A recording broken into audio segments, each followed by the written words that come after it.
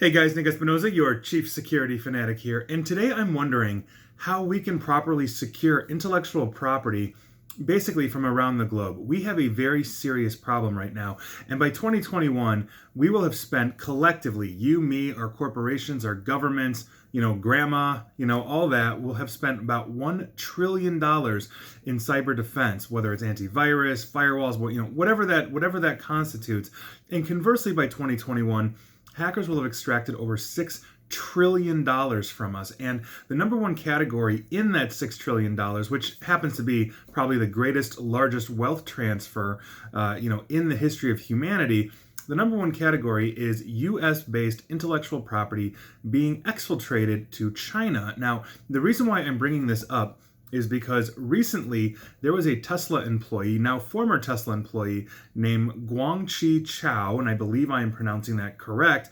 He is a Chinese national and a former engineer at Tesla, and he just admitted in court filings that he basically took 300,000 files related to Tesla's autopilot program, meaning that which drives the vehicle, uploaded it to his own personal iCloud account in preparation for leaving Tesla to join Xiaopeng Motors in China, which is backed by Alibaba, one of the largest corporations in the world. And so here we have Tesla's intellectual property basically being stolen. And at that point, the cat's out of the bag. You cannot get that back in that sense. And so now Xiaopeng Motors, thanks to Guangqi Chao, and again, I hope I'm pronouncing these right, just got a very serious advantage based on the work that Tesla has put into creating a very unique autopilot system. And so what we are looking at here is a lot of different things. One, I don't think Tesla probably had a good data loss prevention or digital rights management system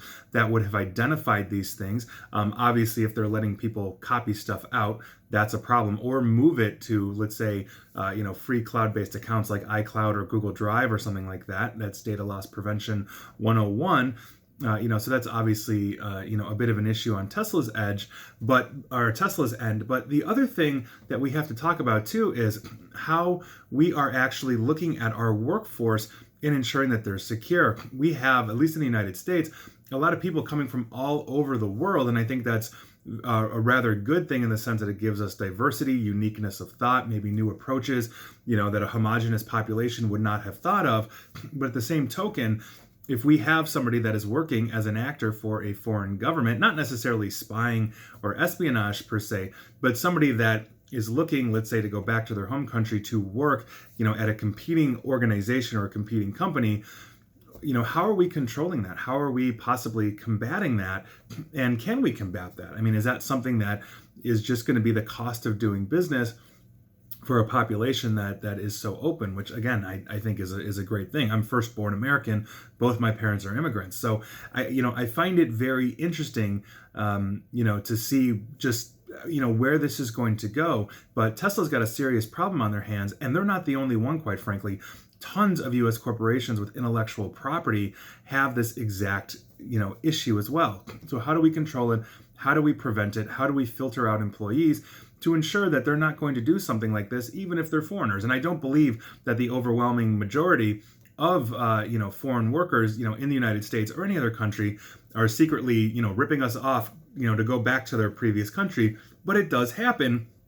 And this is a perfect example, especially when you're talking about a company as advanced in terms of their production and technology as Tesla. So I'd be curious to know what your thoughts are on this, but I think it's a question that really needs to be asked, and we really need to have a good discussion about this. I'm not devolving into immigration arguments, all that kind of stuff here, because I don't think that's the issue. It's purely how do we control the data from leaving the company that it shouldn't be leaving. So take that for what it's worth, but I think this should be a pretty good discussion. And please like, share, follow me here on Facebook and Twitter at NickAESP. And as always, stay safe and stay online. Thanks, guys.